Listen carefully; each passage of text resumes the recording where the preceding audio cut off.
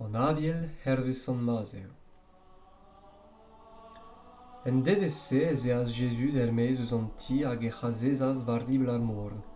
En engroez braz a dud en em zastumaz en drodean, ma pignaz en ur vag, ha ma c'hazezas en ni, tra ma chome an dud war an not.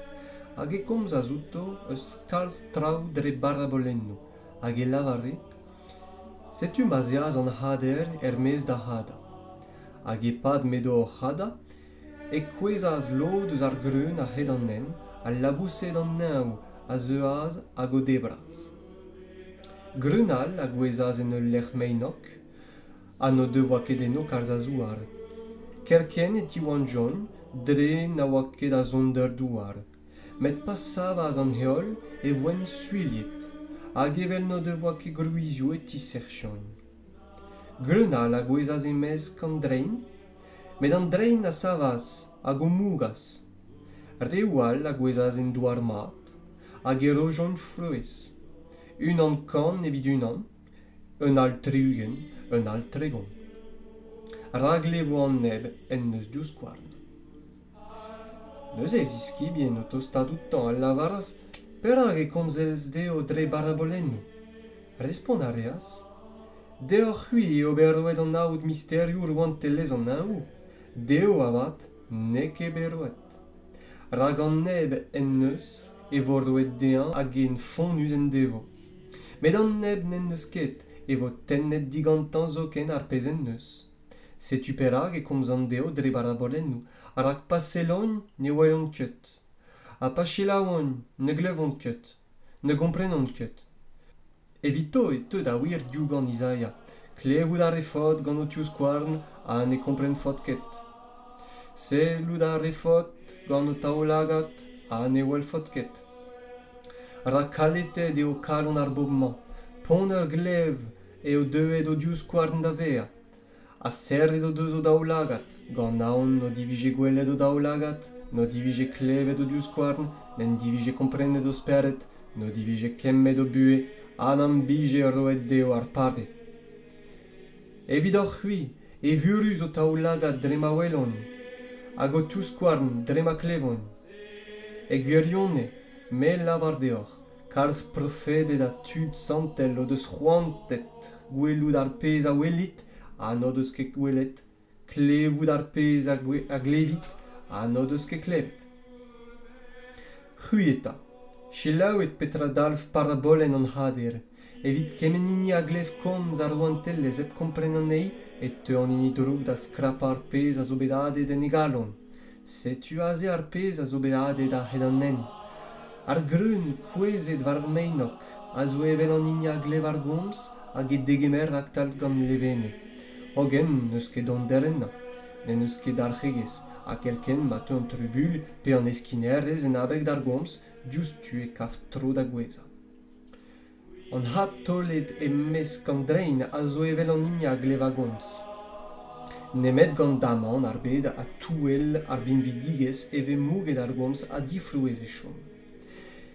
Fin an hat en douar mat a zo evel an ini a glev ar gomz, a gombren an ei, a zouk flouez ervat, hag ar o kan pe triugen pe tregon evit unan. Kinnig a reas deo ur barabolenal o lavard. Hevel eo roant tellez an naou ouz un den en devoa hadet greun mad en e bark. Hogen e pad ma oa kousket edut e teuaz e enebour, had a reas dreog e mes kar gwinis hag ez eas kuit. Pa voe savet an hed e geot, ha pa voe krog da zisracha, neuze e voe gwelet ive an dreog. Ha me velien an tieg o ton degaout a lavaraz dea, otrou daoustan neke greun mad az poahadet ez park? Penaos eta ez eus dreog enna? Respon a reas deo, an enebour eo en neus gret an drase, hag ar vevelion da lavard dea. Ha fellout ar da dit ez a fem da denna an eo? Nit ket, eme an deo. Gant naon da zivrouzien ar gwiniz ive dere denna an dreog. Lezit an neo da greski a gevret beteg an neost. Ha da goulz an neost e lavarin d'an neost erdin, tennit da genta an dreog, ha gen dramit an nea en or dennoù da zevi, ar gwiniz avat en da stumid em solier. Ur bar a bolenal a ginnigas deo en el lavarout, envel eo ruantellez an naou, ouz ur c'hreun en sezo en neus kemeret den evit e c'hada en el liors. An c'haden vianna ez eo, met ur vez kresket ez eo brasoc'h eget an ol legumaj all. A don a rad a vea evel ur ween, en doarim a teul a bousset an naou da gaout bod en eskourou. Ur bar a bolenal a lavaras deo, envel eo ruantellez an naou ouz ar goel hag emer ur vaouez evit e veska gant 3 muzuliad brut, ken a zeu an ol doaz da sevel. Dre parabolennou e lavaras Jesus d'ar bobl an ol drause, a gep parabolennou ne lavare netra deo, en doarem a teuet a wir komz ar profet, digeriarin ma gennou d'ober gant parabolennou hag embanarin trao kuzet abaoe kruidigez ar bet. Neus eo lezer ar bobl, et teuaz en dro d'ar ger, hag ez iskibion a dostaz outan hag al lavaras diskler deon parabolen an dreog el park. Respon ar reaz deo, an hini a had ar greun mad eo maban den. Ar park eo ar bet, ar greun mad eo bugale ar ouantellez. An dreog eo bugale an hini drouk, an e nebour en neus hadet an neo eo an diaoul. An neost eo fin ar bet, an eosterien eo an eilet. Evel mat a stumer an dreog de deurel en tan, evel se vo e fin ar bet, maban den a gaso e eilet, a gin a den o kuidoz e roantellez, an ol drouk skouerioù hag ar reol a rafal a gris. Evit o zeurel e forn an tan, en no e vo ar gwelvan hag ar skrignadeg den. An dud santel neus e askedo e vel an heol e roantellez o zad. An neben neus dious kwarn, rag levo.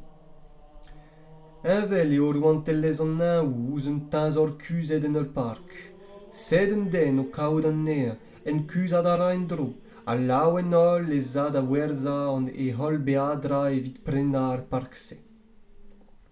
Envel eo c'hoaz roantellez an naou ouz ur marchadiur a glaske perlezen nou ker.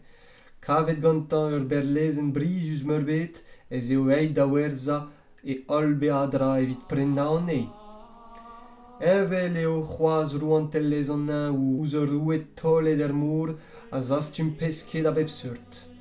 Ur vech leun ar besketerion o deus tennet an e ivar naot. Hag eid en o c'hoazez o deus dibabet ar revad en o fanerou hag ar refal o deus tollet kuit. Evel se e vo da fin ar bet, an eilet a zeuio hag a zispartio ar refal eus a douez ar revad, evit teurdel an eo e forn an tan, en no e vo ar gwelvan hag ar skrignadet den. A komprenet oc'h eus an ol drause? Ya, emeo. Hag el lavaras deo, setu perak kemen skrib a vo deuet da veas kollet ma di war ben roantellez an naou, a vo envel ouz ur pentiegez a den neus un dazor trao neve a trao koz. A goude men de voa Jesus e chuet ar barabolen nouse ez e as kuit ac'hanno. E ruet en e vamvro e kellen ne an eo en o synagogen. En doarem a oan souezet a ma lavaren, eus pellec'h et dean ar furne hag ar burzhudouse. A neket hennez ma bar c'harvez? Evan, daoust ta neket an inianouet Maria? Hag evreuder, daoust ta neket Jacques, Joseph, Simon a Yud? Hag e c'hoarezet, daoust ta nemenket ol en on touez? A bellec'h eta et dean an ol drause. Abeg a gaven diwar eben, Jesus avad a lavaras deo. Ur profet neve disprizet nemet en evro hag en edi. A nereas ket en no kalz a vurzudou en abeg do diskredoni. En amzer-se Herodes an tetrark a glevas ar vrud diwar ben Jesus hag a lavaras de dut, Yann va dezour an inie. A tsavet eo beo a douez ar revardo a c'hanno ar galloudou burzudus en em ziskouez en na. Ar hag Herodes en devoa gret tapout krog e Yann, e chaden na hag e deurer ar prison en abeg da Herodias, grog Philip evreur. Dre mal lavare Yann dean, nach eus ket ar gwir da gaout an neid a briet. Eiz a walc'h en divije lazet an nea, nemet aon en devoa ar bobl hag emere Yann evit ar profet. Hogen, Setu menem gavas dei a bloa gant e diges Herodes, ma corollas mer Herodias e kreiz ar sal, a ma plijas da Herodes, ken na brometas dre le rei dei kemen a c'houlenfe. Ar verch ken teliet gant e mam, al lavaras rodin amman war ar plat, pen yann va dezour. Ar roue a voe glacharet, met en abeg de her a de gouvidi e c'houlche menaz en rei dei, hag e kas a stud da ziben a yann en e brison, hag ar pen degaset war ar plat, a voe roe d'ar plach yaouang a zougaz an nean de mam. Diskibien yann neuze a zeuaz da gerc'hat e gorf, hag a sebeliaz an nean, a goudese e c'hejon da gas da Jesus kelouz an drase. O vea klevet kemense, Jesus a yas kuit a c'hanno gant ur vag, hag en em denaz en ul lec'h digenve, en distro. Met ar bobl a o vezaz an drase hag eziaz an dud war e lec'h, war droat, eus ar c'herioù trozol. Evelse, pas waraz, e wellaz un engreuz braz a dud, a true en de voe outo hag e pareaz o zut klañ. Deuet an abade e tostaz e ziskibien outan hag e lavarjogn, digenvez eo al lec'h-mañ, a diwezhat eo dija, kas kuit an dusse ma zain ar c'heriadennoù da bren a peadra da zebre. Met Jesus a lavaras deo, no deus ket ezhom da vont war-raok. Roit deo c'hui o c'hunan da zebre. A respont a region dea, non eus amman nemet pembaraen a daoubesk. Degasit an neo din amma, emmeo. Gourchemenet gantant ar bobl a zeza war ar giot, e kemeraz ar pembaraen hag an daoubesk. Hag o sevel e zaoulagat war zu an neu, e lavaraz ur vinigaden. A goude ar an ar baraennoù, e roaz an neo de ziskibien, hag an diskibien d'ar bobl, hag an nol a zebras, hag o gwalc'h o devoe, hag eus ar estachou et astum jon daouzek panerat leun a dammou, a arde a o devoa debret a oan neo 5.000 den, pe war dro, ep kontar merc'hed hag ar vugale. Raktal goudese e redias Jesus e ziskibien da bignad er vag ha da vont en e rog d'an tual d'al len e pad ma kas fe kuit ar bobl. A goude be a kaset an eo kuit e pignaz war ar mene en distro da bedi, deuet ar cernonz edo en no e un an pel. E keit se ar vag de gwezet dija pel bras diouz an douar a oa hejet dihejet gant ar c'houmou, ra gavel a ben a oa. Dar pevar de beliadenn nonz, Jesus a yas war zu e ziskibien en ur gerzout war ar mor. Met ar emman ouz e wellout o valle war ar mor a voe strafuliet hag al lavaras un tazman e c'heo, hag an ar spogn e los ken kriadennoù. Met Jesus a raktar a gomz a zouto, bezit dinec'h, meo, no peket aon. Per a respantaz neuze dean, otrou mar deote gourchemen ma zin betegennout war an dour. Deus, emea. A per, eid ermez eus ar vag a gerze war an dour da vont betek Jesus. Met o welout pegen kreñ e oa an avel e krogaz aon en na, a gevel ma staget a sanka er mor e yuchas, otrou ma savete. Jesus raktal a astennaz ez orn da gregi en na hag a lavaras den dister da fei, per hag a c'heus diskredet. A pa oan o sevel er vag e toraz an avel. Neuze arde oa er vag a zeuaz da stouy diraz an ul lavarout e gwirionne teo ma bdoe. Treizet ganto al len e toarjogn e genezaret. Tud al lerse, o c'han a vezo de oa Jesus, hag az a skanade der vrou tro war dro, ma voe degaset dean an ol dud klañ. A pedia a rein an nean do lezel da steki a pa neveken ouz beven evantel a kemenini a stokaz a voe savetet. Neuze e teu a skribet a fariziane de Jérusalem da gaout Jesus hag e lavarjon dea. Per hag e tor da ziskibien hen voaz ar regoz, rak ne welc'hon ket o daouarn pa zeon da zebri o fred. Respond a reaz deo, ah oui, per hag e torit gourchemen doue gant hoc'hen voaz. Rak lavaret en neus doue, en or da dad da vam. A c'hoaz, ne piou bennak a valozo ouz e dad pe ouz e vam, ra vo laket d'ar maro. Hui avad a lavar, ne piou bennak a lavaro de dad pe de vam, kin niget em meus e prov da zoue ar pez an befegale da skoazel a gantañ, hennez n'en devo muid a en nori e dad pe e vam. Hag evelse e raskit komz doue gant oc'hen voaz, pil pousset, mat kenna en eus dioganet Isaia diwar pen neus lavaret ar bob ma am menor gant e musellou, e c'halon navad a zo pell diouzin, un aner eo an doujans a ziskwezon din, pa goulennon ur genadurez a zo gourc'hemennou a berz an dut. Hag o ver a galvet ar bobl da dostad e lavaras dezhañ. Selaouet a komprenit. Neket ar pezh a ya en e c'hennou a zotr an den, met ar pezh a zo ermez eus e c'hennou, sed a ze ar pezh a zotr an den. E ziskibien neuze o ver a deuet degaout a lavaras dezhañ, a gouzout a rez eo bet gwall feuket ar farizianet o klevout ar gomse? Respont a reas, kemen planten a nekebe plantet gant mazad a zo en nao a vo diruiziennet. Lezit an eo. Nin nemet tud dal o vleina tud dal. Hogen pa ve un dal o vleina un dal e kouezon an daou poul. Per neuze a lavaras dezhañ, displeg deomp ar balabornitze. Jesus a respontaz, ar c'huive a zo c'hoaz ken disperet se? Ne gomprenit ket penons kemen a ya er gennou a zisken er c'hof, hag a ve distolet el lec'h distro? Met ar pezh a ya ermez eus ar gennou e eus ar galon e teu, a se eo ar pezh a zotr an den. Rag eus ar galon e teu ar menadou fall, lazerez, avultriez, gadaliez, leronsio, fars testenioù, drukkomzou. Ar de se eo ar de a zotr an den, met debri eb gwarc'hi ez aouarn, neket se a zotr an den. Eit kuit ac'hanno en em den as Jesus e kornad bro tir a Sidon. A setu ur gant aneadez eus ar vrose en em lakaz da grial dezhañ, as petru e ouzin otrou mab David. Ma merc'h a zo gwargazet skrijus gant un droug spert.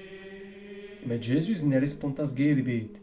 E ziskibien avad, o tostadoutan, a bede an eñ dre lavarout, ro deie goulenn, rak chom a ra da c'harmi war an lec'h. Respont a reas, non bekaset nemet e trezek davet kollet tiegez Israel. Met ar vaouez o ve a deuet dezhañ, a stoue diraza en el lavarout, o tro chikour ac'hanon. Respont a reas, neke mat kemer barda ar vugal evit e deurel d'ar chas-bihan. Gwire o tro emei. Nemet ar chas-bihan o unan a zebr ar bruzun a gwez diwar dol o mistri. Neuze lavaras Jesus dei, o maouez braz eo da fei, ravo gret dit hervez da venat, ha d'an ur se en neun e voe pardet e merc'h. Eit vardog ac'hanno e teu as Jesus war dibl mor Galilea. Hag o ve a pignet war ar mene e c'hazez azenno.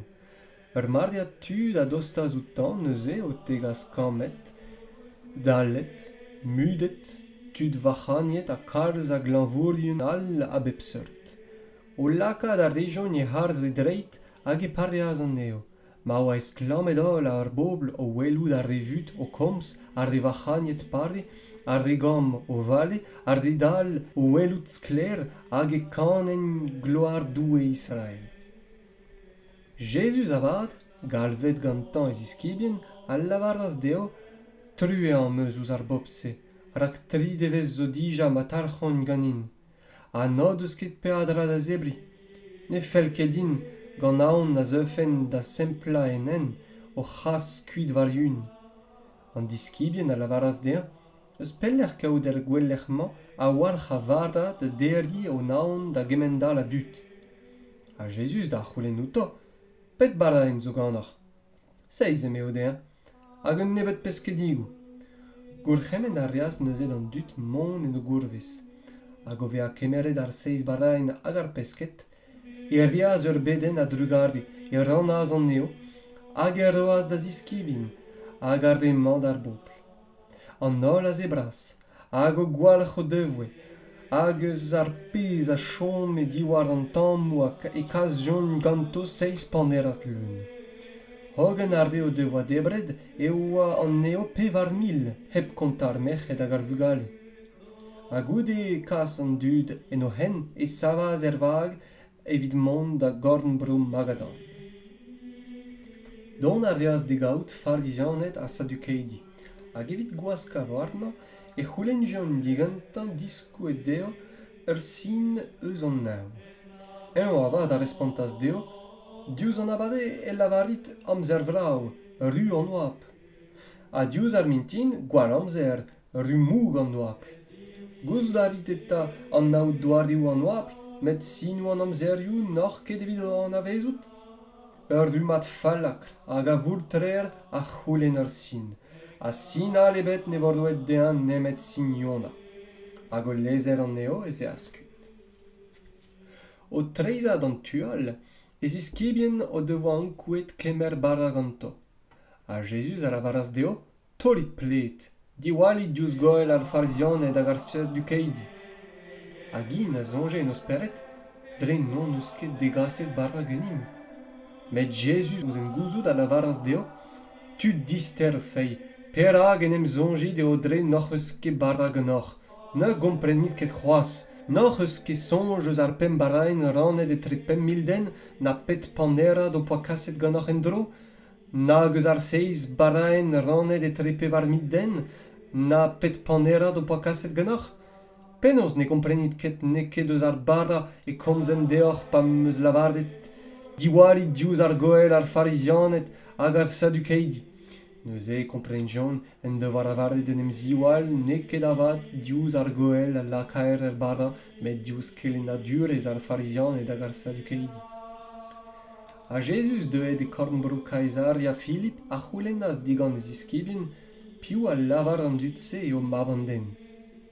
Respond a region dea, darn a lavard Yann Vadezour, darn Elia, darn Yeremia, pe unan benag eus ar profedet. C'hui avar, emea, piou e lavarit ezon me. Simon Per a respontas, te e ar Messias, maban dou e beo. Jesus a el gerias dea, e vurzout te Simon, ma biona, rak neket ar c'hik nag ar goad o deus diskuliet kemen sedit, met mazad a zo en naou, a me a lavar dit, te o men, a var ar menze e savin ma ilis, hag a loudou an ifer ne drec'hin ket warni. Rei a rin dit ar c'hwezioù rou an tellez an naou, a kemen a liammi war an douar a vo ive liamet en naou, a kemen a ziliammi war an douar a vo ive diliamet an naou. Neuze e c'houlc'hemennas des iskebien chom hep lavarout da zen e oa en ar Messias. Adal neuze e krogas Jesus da ziskouet des iskebien e oaret dean mont da Jerusalem gouzan kalz a berz an en naourion an ar velerion hag ar skribet be a laket ar marou ad an trededei dihuni ar marou a varou da veo. Per neuze, ouze gemerou da du, en em lakaz da groz al dean. Doue raviro, otrou, kemen sen e c'hoarvezo ket genit. Medien da zistrei a da lavar dean, kerz a dre Satan, ur men skoil e zo devidon, rak da sonjou nin ket sonjou doue met tre an dut. Neuze e lavaras Jesus des iskebien, ma ven unan bennak don war me lech, ran em zinacho e unan, ras sammo e groaz a ras zeuiod am heul. Rag an neb a ven no savetei e vue e c'hollo, met an neb a gollo e vue en abeg din me e c'havo. Rak petra dalv den den goni da bet a bez, mar deud a gol e vue. Petra c'hellen den, rei e trog evit e vue. Rak mavan den a zo warnez don en dro e klod e dat gant e eiles, a neuze eta skorro da bebunan hervez e oberou. E gwirione lavar an deoc'h, tud zo eus arde a zo amman, e davañ ket ar marou ken no devo gwellet mavan den o tonen erou an tellez. C'hwec'h devez gout eze e kemer Jesus gantan Per, Jakez a Yann, e vreur evit o c'haz en distro war ur meneuel. Hag e voet eus neuzet dirazo. Ez rem a lugerne evel an eol, hag ez iliad a zeuas da vea gwen evel ar sklerigen. A setu men em ziskouezas deo Moizez hag Elia o komz gantañ. Per o stagad a gomz a lavaras da Jesus, o tro bra eo dion bea amma, mar karez e savi mamma, teir delten, unan evidout, un al evil Moizez, hag un al evit Elia. Tra ma komz e c'hoaz, setu ur gwabren lugernus a zeuas de goleuil, hag eskeut. Hag ur vouez a voe klevet eus ar gwabren o lavarout, emma eo ma map mu a karet am eus laket en nam a levene, chelaouidean. O klevout ar voese, e kwezas an diskebien war o genout an douar spontet bras. Met Jesus o tostad a stok a zouto en ul lavarout. Savit, nopek edaon. Neuze o sevel o daou lagat, ne wel jont den ebet ken nemet Jesus e un an pen. Evel matiskenien diwar ar mene e roaz Jesus deo ar gour c'hemen ma. Da gomzit da zen eus ar pez oc'h eus gwelet. Ken na zihuno mab an den eus a douez ar devarou. E diskebien na c'houlennas neuze outan, petra ta eo se al lavar a skribet et le Elia don da genta. Respond ar reaz deo, Elia ad le don, hag ad lakat pep tra en estat. Met en lavarout a ran deoc'h, a ben brema eo deuet Elia a nod eus ket e an avezet. Met gred o deus deun ar pez hag ar regn. Evel se ive, emañ mab an den o vont da c'houzan eus o fers. Neuze e komprenaz an diskebin e komze outo eus yann va dezour. Pa voen distro da genver ar pobl, e tostaz un den outan. Hag o kweza var e zaolin dirazan e lavaras deun, o trou aspetrue ouz ma mab, loarieg eo a krize e stat. Kweza ra aliez en tan hag aliez en dour. E zegaset em meus da stiskebin, met nod eus ket galet e barea. Respond a reaz Jesus, gou en difei a falakr, betek pegoulz e vin me ganeoc'h, betek pegoulz an mod o kouzanf. E zegasit dinam. A Jesus a c'houlc'hemennas deun, hag an droug speret a diaz ermez eus ar bugel hag adal neuze voe parve. Neuze an diskebien o tostadout Jesus en o fardo unan, a lavaras deun, perak non eus ket ni galet e gaz kuit. Lavarout a reaz deo, en abeg don nebet e fei. E gwirionne me lavar deoc'h, mardo pije fei kemen en ur c'hreunel sezo e lavar fech d'ar menemañ. Tremen ac'han aze hag ez aze na netra ne vije dreiz do kalout. Evel mazein dre Galilea e lavaras Jesus deo, mab an den a zo arnez beat drouk laket et redaouar an dut. A kaz a rein an ean d'ar marou, met den trededei e tiuno eus ar marou, hag la c'harre dol e voen. Hag in o vea distroet da Gafarnaum et teaz dastumerien di drachma, da gaout per da lavarout deun, o mestr ne beket an di drachma. Pe ara, e mea, an tred en ti, Jesus o vont ar c'henta deun ar c'houlenna zouta. Petra sonj dit Simon, Roan ed an douar, diwar biou e savon gwerioù a truajoù, diwar o bugale pe diwar an estrenyon. Respond a reaz per, diwar an estrenyon. Ar vugale eta, eme Jesus, a zo diskarg diouto. Met evit na vo ket gwall feuket ar risse, kerz ar mor, tol an higen, kemer ar c'henta pesk a zeuio ganit, digor evek deun hag enna e kavi ur stater. Kemer ar o deo evit on me hag evidout.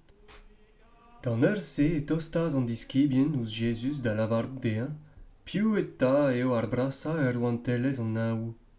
Jesus, o c'herver da vetan ur bugellik, a lakaz an ean en o c'hreiz, hag a lavaras deo, e gwirionne me lavar deoc'h, mar ne zistroit ket da vea envel ouz bugal ligou, ne defot ket e barz ur oantellez an naou.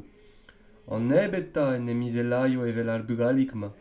Hennez, a vo ar brasa e oantellez an naou.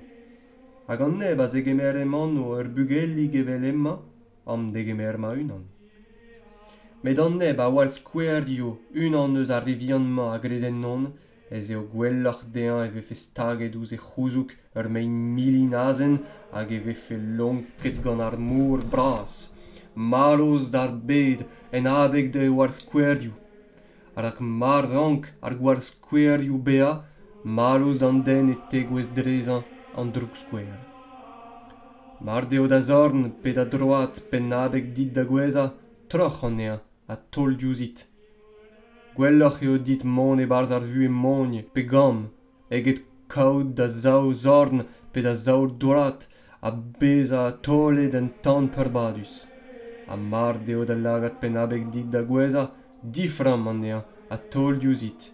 Rak gwelloc'h e dit beat born, hag antren vue eget kaout da zaoul lagat a beatolet gehen an tan.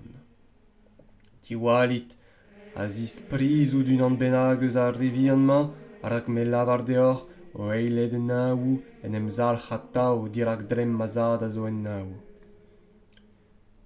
Petra sonj deoc'h, mar neus un den kant danvad a mar diank unan an eo. Daoust an elesket war ar menezioù an anteg a pevarugen al evit mont da glas gant hini dianket. A mar degouez dean e at kavout e gwirionne me lavar deoc'h en neus en nabek dean brasoc'h levene eget en nabek d'an anteg a pevarugen al a ninket bet dianket. Evel se ive, ne ket bolonte o tad a zo en naou ez a fet a gol hini ebet eus ar revianse. Mar neus a vreur pec'het ouzit, ke a gourdrouz an eñ e trezout te a gen unan, mar chelaou a c'hanout a spogonezet da vreur. Mar ne chelaou ket a c'hanout, kemer c'hoaz ganit un den pe zaou evit ma vorenket an afer diwar gomz daou pe dridest. Mar ne chelaou ket an eo, lavar d'an iliz, a mar ne chelaou ket an iliz ken nebet all, ravo evidout evel ur pagan pe ur publikan. E gwirionne mel lavar deoc'h, kementra a liam fot war an douar a vo liamet en naou. A kementra a ziliam fot war an douar a vo di liamet en naou. A dardi e lavar an deoc'h, mar din em lakat daou a c'hanoc'h a un van war an douar evit un dra bennak da c'houlen et teuio deo digant mazad a zo en naou. Rag e lec'h ma ve bodet daou pe dri e mano e ma on enno en o zouez. Neus e per o tostadoutan a lavaraz, o trou, pep gwech ma c'hoarvez d'an breur pechi ouzin em mod a bardoni dean. Betek seiz gwech? Jesus a respontas dean. Ne lavaran ket dit, betek seiz gwech, betek seiz gwech, dek gwech a triugen.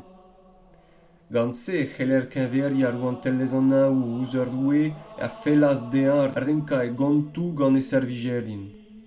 Evel ma oa krog da reiza an eo, e voe digaset diraza un den adle dean 10.000 talan. Evel nen deoa ket pe adra da renta, e roaz evestre urz de werza, hag ive e roek, e vugale, a kemen en devoa ma ve fe peur baet ezle. Hogen ar servigeur, oc'h en em strinka e c'harz e dreit, a stou e diraza en el lavarout, gortoz ganin hag e rentin petra. Gonezet gant an drue mestra servigelse a lezaz an eñ da vont hag a ziverkaz dean ezle.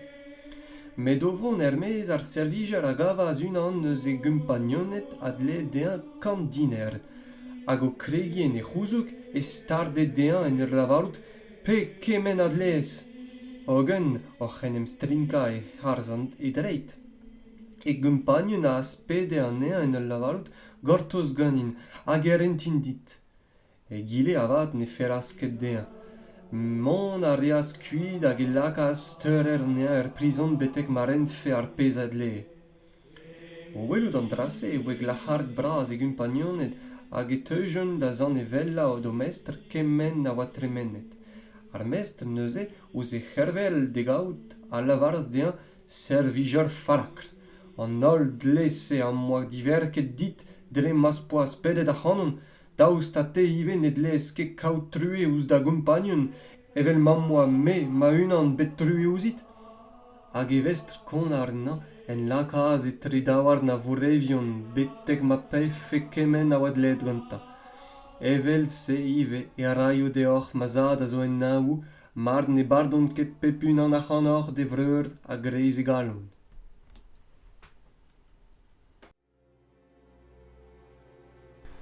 Echuom gant ur beden evit Breizh. Breizhiz, kouezont d'an daoulin hag eb fall galoni. Pedom Jesus da gemer true ouz ur broni. Breizh diskardet ur pillet ne beutoc'h askedo. Varodou ar c'hornaouag na dinval e vezo. Breizhiz, pedom a galon, ma voad savet Breizh, en e c'herd evel gwechal gant e yez hag e fei, eb fei kristen brouioù ne c'hell bea urz ebet, eb brezonek, ken nebet ne c'hell bea Breizh ebet.